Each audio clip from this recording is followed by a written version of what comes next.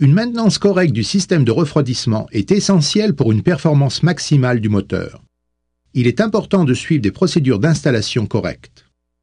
Baldwin Filters recommande que vous changiez votre filtre à réfrigérant à chaque intervalle de service normal, sauf si vous utilisez un filtre à réfrigérant de longue durée.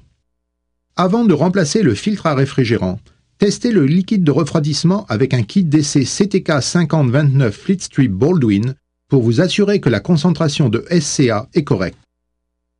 Pour tester le niveau de protection du liquide de refroidissement, prélevez un échantillon de liquide du radiateur ou de la vanne de purge. Le liquide de refroidissement doit être à une température comprise entre 10 et 55 degrés Celsius lorsque vous le testez. Retirez une bande du flacon et rebouchez le flacon immédiatement. Ne touchez pas aux pastilles situées à l'extrémité de la bande. Jetez le kit si les bandes inutilisées sont marron. Trempez la bande dans l'échantillon de liquide de refroidissement pendant 1 seconde. Retirez et secouez la bande énergiquement pour éliminer l'excès de liquide. Attendez 45 secondes, puis comparez et relevez les résultats dans l'ordre suivant. Déterminez le point de congélation en comparant la pastille d'extrémité au code couleur du tableau et relevez le résultat. Déterminez le molybdate de sodium en comparant la pastille intermédiaire au code couleur du tableau et relevez le résultat. Finalement, déterminez le nitrite de sodium en comparant la pastille inférieure au code couleur du tableau et relevez le résultat. Ces 3 lectures doivent être effectuées dans les 75 secondes suivant le trempage de la bande d'essai dans le liquide de refroidissement. Il est acceptable d'estimer une valeur entre les blocs de couleur. Si vous n'êtes pas certain d'une correspondance de couleur, utilisez le bloc le plus clair. Déterminez sur le tableau dans quelle zone de couleur la concentration de molybdate de sodium coupe la concentration de nitrite de sodium, puis suivez les instructions de traitement indiquées sur le tableau. Si vous utilisez du BTE Baldwin, la couleur de la pastille du molybdate de sodium ne variera pas. Dans ce cas, utilisez la rangée 0 du tableau. Tous les résultats doivent être relevés dans un dossier de maintenance pour référence ultérieure. Si la concentration de SCA est correcte et tombe dans la zone verte ou de service du tableau, remplacez le filtre à réfrigérant.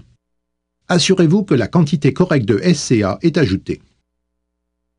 Si la concentration de SCA est trop élevée et tombe dans la zone rouge ou de test du tableau, utilisez un filtre sans produit chimique jusqu'à ce que la concentration de SCA soit retombée dans la zone verte du tableau. Si la concentration de SCA est trop faible et tombe dans la zone jaune ou de précharge du tableau, remplacez le filtre et ajoutez des SCA liquides pour ramener le liquide de refroidissement à une concentration de SCA correcte. Après avoir testé le liquide de refroidissement pour vous assurer de la concentration de SCA, il est important que vous suiviez des procédures d'installation correctes.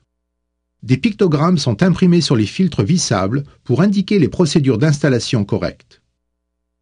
Pour travailler sur un filtre à réfrigérant, fermez d'abord la vanne d'isolation du liquide de refroidissement pour empêcher les fuites.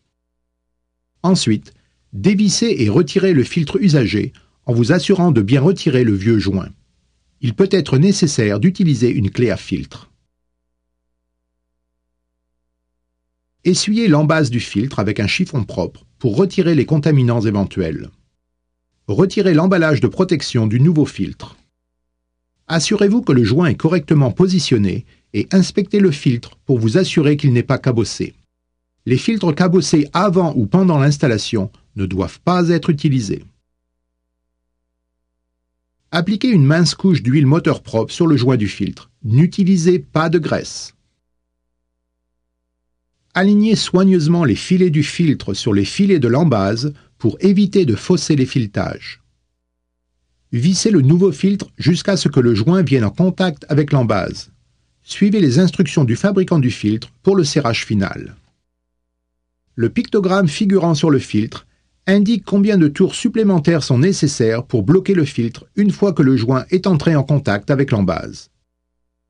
Si le filtre ne peut pas être serré à la main au couple correct, Baldwin recommande d'utiliser une clé à sangle. Placez la sangle à proximité de l'embase du filtre pour éviter d'endommager le filtre pendant l'installation. L'utilisation d'une clé autre qu'une clé à sangle n'est pas recommandée, car certaines clés à filtre comportent des ergots métalliques conçus pour aider à retirer le filtre. Ces ergots peuvent cabosser le nouveau filtre, ce qui pourrait le faire fuir. Un filtre à réfrigérant qui n'est pas correctement serré selon les recommandations du fabricant peut causer le dévissage et la fuite du filtre. Ouvrez la vanne d'isolation du liquide de refroidissement, puis démarrez le moteur et vérifiez que rien ne fuit. Vérifiez à nouveau le filtre pour vous assurer qu'il n'est pas cabossé. Une fois que le filtre a été remplacé et que le traitement recommandé a été suivi, laissez tourner le moteur pour permettre au SCA de se dissoudre et de se répartir dans le système de refroidissement. Prélevez ensuite un nouvel échantillon de liquide de refroidissement, testez-le avec une nouvelle bande d'essai, puis relevez les résultats. Si la concentration de SCA est toujours trop faible, continuez d'ajouter des SCA jusqu'à ce que les résultats des tests tombent dans la zone verte ou de service du tableau. Souvenez-vous, quand vous vous débarrassez des filtres à réfrigérant et du liquide de refroidissement usagé, respectez toutes les consignes légales relatives à la protection de l'environnement applicables dans votre région.